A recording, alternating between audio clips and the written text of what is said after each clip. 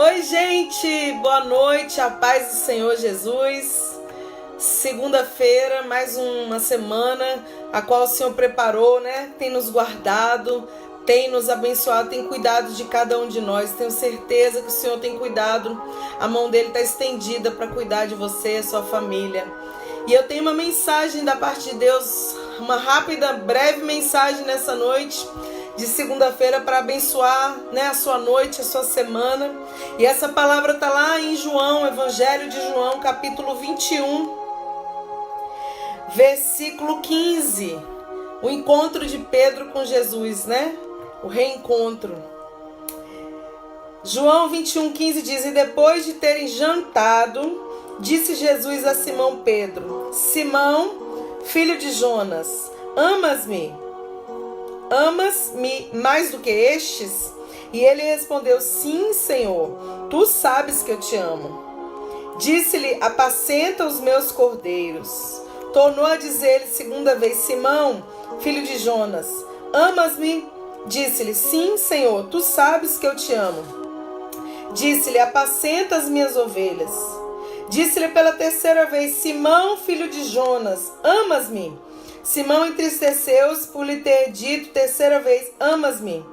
E disse-lhe: Senhor, tu sabes tudo, tu sabes que eu te amo. Jesus disse-lhe: Apacenta as minhas ovelhas. Louvado seja Deus. Meu irmão, o amor tem que ser o carro-chefe de todas as coisas na nossa vida. É disso que eu quero falar nessa noite. A Bíblia diz lá até deixei marcado aqui, 1 Coríntios capítulo 13, no versículo 4, 5, 6 e 7, fala do amor. O amor que é verdadeiro, né? O amor não fingido, o amor realmente que coloca o outro no seu próprio lugar, né? Diz aqui a Bíblia: o amor é sofredor, é benigno, o amor não é invejoso, o amor não trata com leviandade, não se soberbece, não se porta com indecência, não busca os seus interesses, não se irrita, não suspeita mal, não folga com injustiça, mas folga com a verdade. Tudo sofre, tudo crê, tudo espera, tudo suporta. Esse é o amor verdadeiro que a Bíblia, né, descreve. O sentido de amor que a Bíblia descreve é esse, né? Um amor que é sofredor. Muitas vezes você ama e você sofre porque você ama, mas não é amado por aquela pessoa, por aquelas pessoas ou por aquela causa ali que você tanto guarda, tanto ama, tanto sofre. Mas a pessoa que ama, ela não deixa de amar porque ela está sofrendo, ela continua amando. E é benigno, né? É bom, faz o bem, amar sempre vai fazer o bem. E a Bíblia diz, né? Não é invejoso, não se ensoberbece, não quer ser melhor do que o outro. Quem ama, né, de verdade, como está falando na Bíblia aqui, esse é o amor que o Senhor quer de nós, né? E quem consegue ter esse amor, ele tudo sofre, tudo crê, tudo espera, tudo suporta, né? Louvado seja Deus. Então Jesus, ele teve um encontro ali depois, né? Jesus já tinha morrido, né, na cruz, Jesus já tinha ressuscitado e ele teve um encontro com Pedro ali, junto ao mar de Tiberíades, como está escrito aqui na palavra de Deus. E Pedro, meu irmão, depois de ter esse encontro com Jesus, a Bíblia diz que Jesus, ele conversou com Pedro, começou a tratar dentro do coração de Pedro. Então Jesus perguntou por 3 vezes para Pedro: Pedro, você me ama? Tu me amas, Pedro? E Pedro falou: sim, Senhor, eu te amo. Todas as vezes Pedro respondeu que sim. Você acha que Jesus não sabia o que Pedro sentia? Ele sabia. Jesus, ele conhece o nosso interior. Jesus, ele sabe todas as coisas. Mas muitas vezes Deus, ele quer trabalhar dentro de nós para nos mostrar, né, o que está em nós verdadeiramente. Porque às vezes nós falamos as coisas da boca para fora. Pedro, numa certa feita aqui na Bíblia, Pedro falou assim, quando Jesus falou que ele ia morrer, né, tudo mais, que Jesus começou a revelar para ele o que ele ia passar, Pedro, ele falou assim: não, Senhor, eu vou até, se for preciso, eu vou morrer contigo. Ou seja, ele falou da boca para fora, ele falou naquela ansiedade, naquela agonia de tipo assim: eu amo Jesus, eu tô aqui com ele, ele é meu Senhor, meu amigo, então se ele passar algum problema eu vou estar ali com ele. Mas aquilo ele estava falando com o peito, não com a verdade, né? Assim, aquela coisa que você faz, o impulsivo, né? Pedro sempre foi impulsivo. Então ele falou, eu vou morrer contigo, Senhor. Só que aí a Bíblia nos conta, nos revela que no momento que Jesus realmente foi traído por Judas ali, né? Quando Jesus ele foi pego, levantaram os falsos testemunhas contra Jesus para poder colocar ele na cruz, né? Você que não sabe a história da palavra de Deus, você que não sabe a história, a trajetória de Jesus, ele foi colocado no madeiro, na cruz, mas injustamente, né? Foram levantadas falsas testemunhas contra ele, mas tudo para se cumprir o propósito de Deus, porque Deus não faz nada que não venha cumprir os seus propósitos. Enfim, quando Pedro viu Jesus naquela situação, a Bíblia diz que Pedro fugiu. Não só Pedro, mas todos os outros discípulos.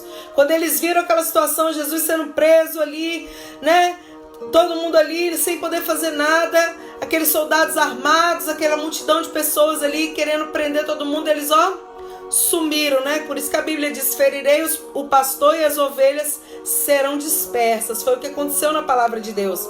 Mas aí Pedro, ele ficou ali no pátio, né? Eles estavam ali dentro e Pedro estava no pátio e as pessoas reconheceram Pedro.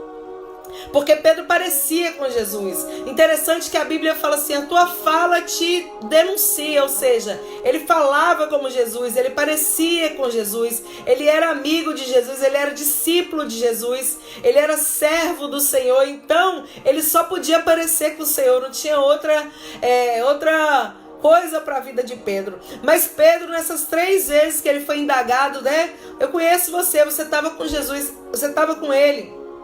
Pedro falou assim, não foi eu. Não foi eu, não. Você está ficando louco, em outras palavras, né? Claro que não sou eu. Você está me confundindo com outra pessoa. Não. Ou seja, Pedro foi ali negando Jesus. E, amados, como Deus falou, como Jesus falou para ele, Pedro, você está dizendo que vai morrer por mim, Pedro? O galo vai cantar, antes de amanhecer o dia, o galo vai cantar 3 vezes e você vai me negar. E foi o que aconteceu, né? Quando Pedro negou a última vez, o galo cantou. E lá em Lucas, no Evangelho de Lucas, se não falha minha memória, a Bíblia diz que quando o galo cantou, Pedro olhou para Jesus, Jesus olhou para ele, Pedro se moveu, né?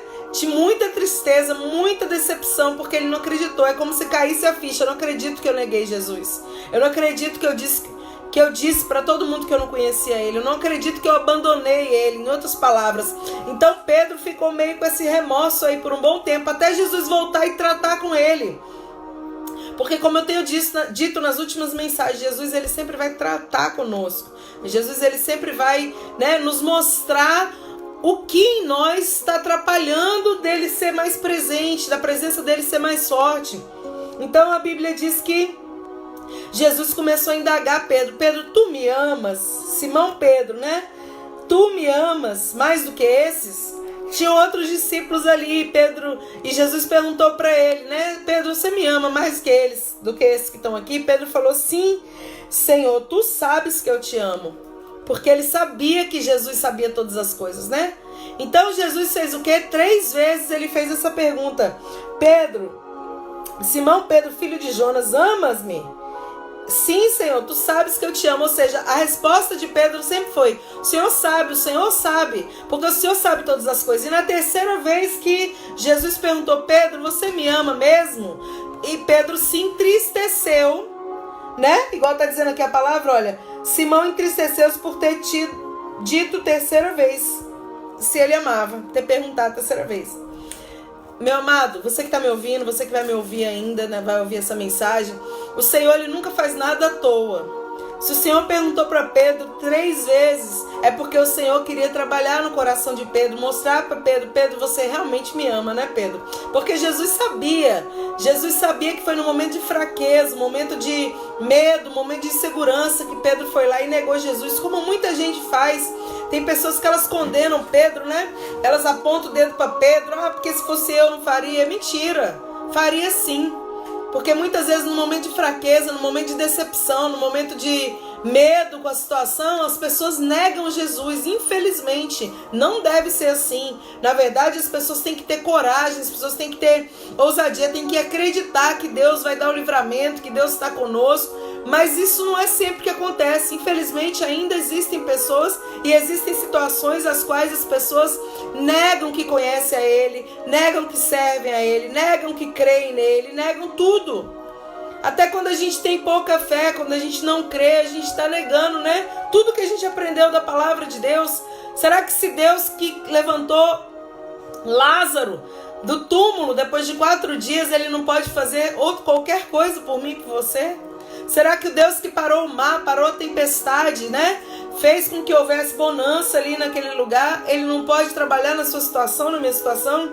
Mas muitas vezes a incredulidade, o medo, né? A Bíblia diz que lá em Nazaré Jesus não pôde fazer muitos milagres, porque por causa da incredulidade do povo. E quando é incredulidade, a incredulidade quer dizer o quê? Que não acredita. Incredulidade é o oposto de fé, né? Ou você é crente, no caso de crer, ou você é incrédulo, não crê. Não tem como, né? Então, quando a gente não crê, quando a gente duvida, nós também estamos de uma maneira assim, digamos, indireta, negando Jesus, negando que Ele pode, negando que Ele tem poder. Porque na situação de Pedro foi uma situação física ali, olha, ele está sendo condenado lá dentro, se eu falar que eu conheço, eles vão me colocar junto com ele e eu vou morrer. Então Pedro estava passando a situação, né, tipo de vida ou morte no coração dele, ele pensou assim, eu creio. Mas às vezes as pessoas hoje, elas, da falta de fé, como eu estou dizendo aqui, na falta de confiança no que Deus vai fazer, é a mesma coisa. Está negando que Jesus ele tem o controle absoluto de todas as coisas. Então você que está me escutando, olha, tenha fé, creia que Deus está no controle de todas as coisas sempre. Ele não perde batalha, não tem lugar nenhum que Jesus entre para trabalhar que Ele perca, Ele sempre vence. Deus sempre vence. A palavra final da sua história, da sua vida, da sua família, é Deus quem vai dar. A situação do mundo que a gente está vivendo hoje, quem dá a palavra final é o Senhor dos exércitos, o Deus de Jacó, o nosso Deus, nosso Senhor. Então não tenha medo, não fique inseguro. E eu venho te falar sobre isso, venho te falar sobre o amor também. Então, Pedro, por que Jesus falou do amor para ele? Porque para enfrentar tudo que Pedro ia enfrentar pela frente, tinha que ter amor. Sabe, meu irmão, tem coisas que a gente faz na nossa vida que a gente faz por fazer, mas tem coisas que a gente só faz se a gente tiver amor no nosso coração. Se o amor for o carro-chefe da nossa vida.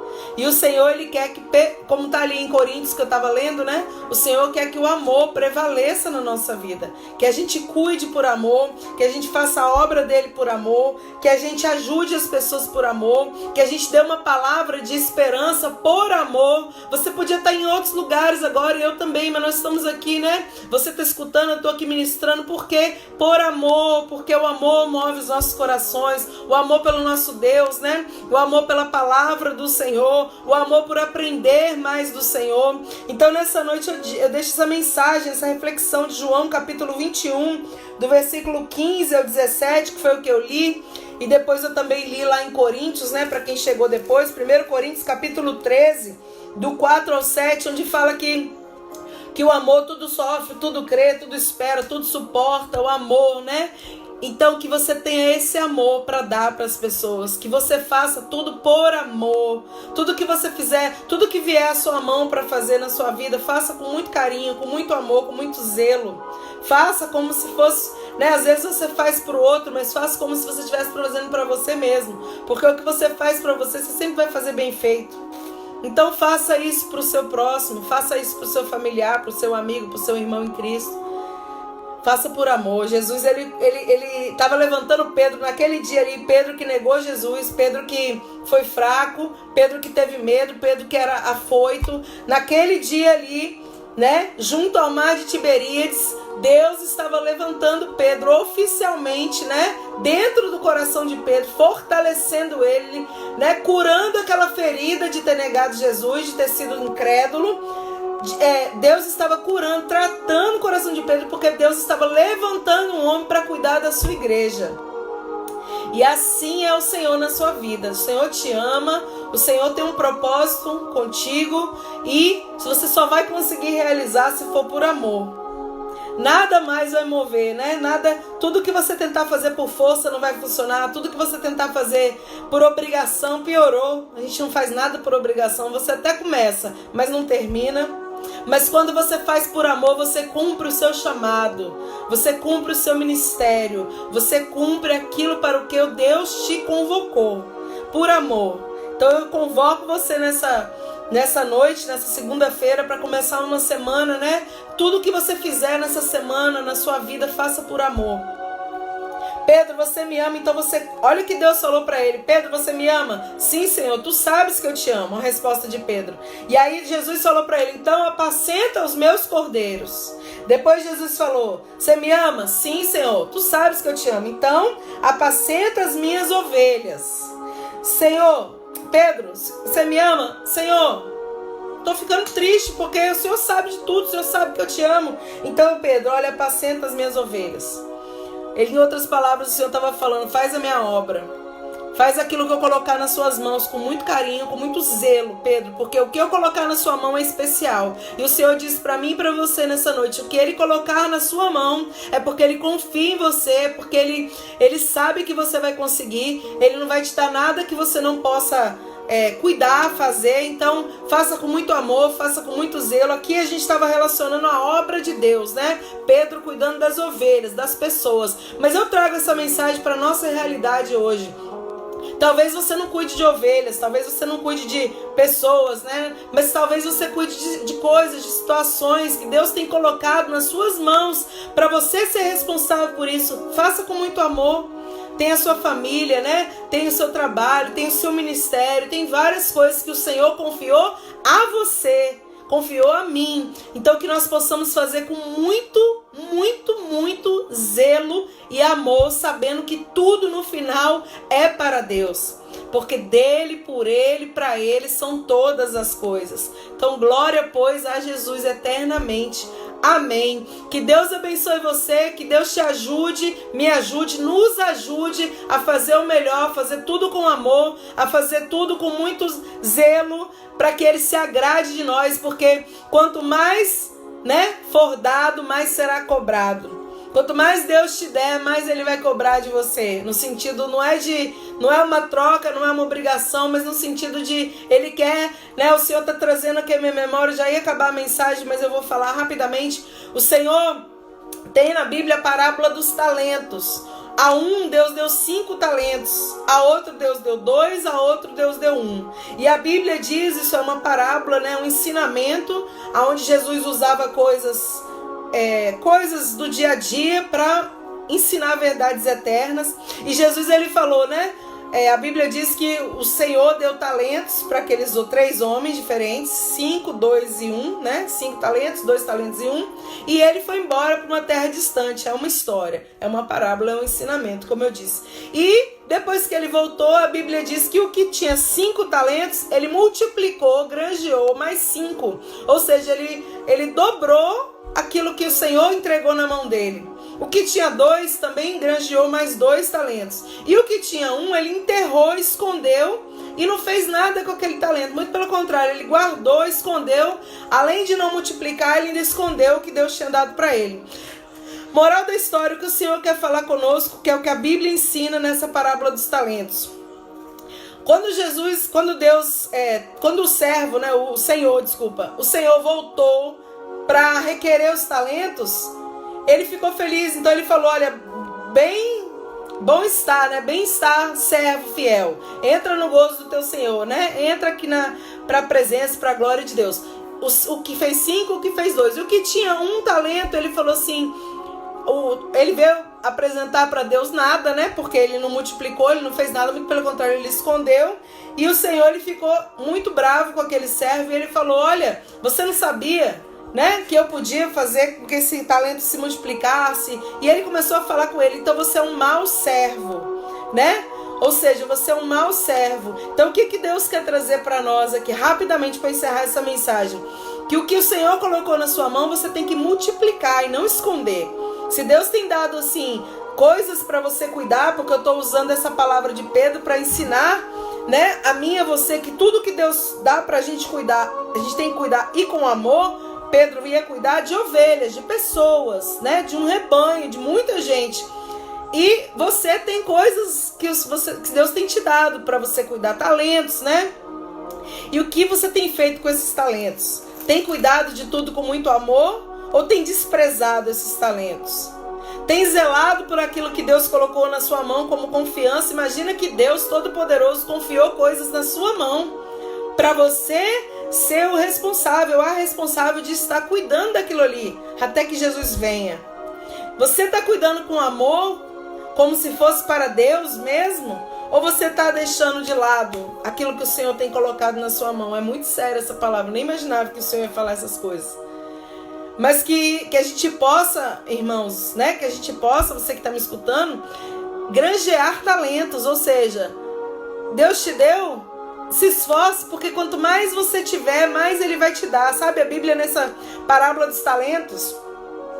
O Senhor, a Bíblia diz, meu irmão, que o Senhor, ele ficou feliz, ele ficou alegre com aquele que tinha 5 e ficou com 10. Que tinha 2 e ficou com 2. Ou seja, aquele que é dado, né, será mais dado. E aquele que não tem, né, até o que tem será tirado. Aquele que tem né, e que escondeu, até o que ele tem será tirado. Então, Deus, ele não quer tirar, Deus, ele quer dar. Então, você que tem recebido responsabilidades do Senhor, cuida dessas responsabilidades. Faz com que essas responsabilidades se multipliquem, porque quanto mais Deus vê responsabilidade na sua vida, quanto mais o Senhor vê amor naquilo que você tem feito por Ele e para Ele, quanto mais Deus vê zelo, né, por aquelas coisas que Ele tem colocado nas suas mãos, mais o Senhor vai te abençoar, mais o Senhor vai colocar, né, na sua dispensação ali para cuidar. Pode acreditar, meu irmão. Por isso que às vezes a gente fala, nossa, quanto mais essa pessoa tem, mais ela tem, né? Mais e mais e mais. Por quê? Porque tem pessoas que elas fazem com muito amor e tem outras que fazem de qualquer jeito. Como é que Deus vai abençoar uma pessoa que faz de qualquer jeito?